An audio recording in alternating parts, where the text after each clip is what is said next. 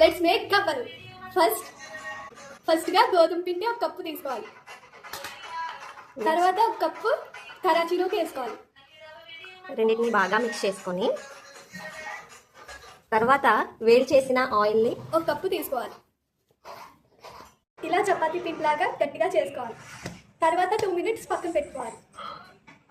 ఒక ఉండని తీసుకొని పైన అలా ప్రెస్ చేసి అలా రోల్లా చుడితే మనకు కావాల్సిన గవ్వలు రెడీ.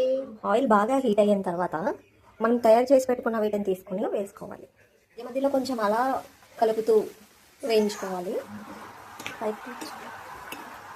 ఇలా గోధుమ కలర్లో వచ్చే వరకు వేయించి పక్కన తీసుకోవాలి. కరకరలాడే గవ్వలు రెడీ. ఇప్పుడు టేస్ట్ ఎలా ఉందో అడుగుదాం. చేయండి. సూపర్. నాన్న ఎలా ఉంది?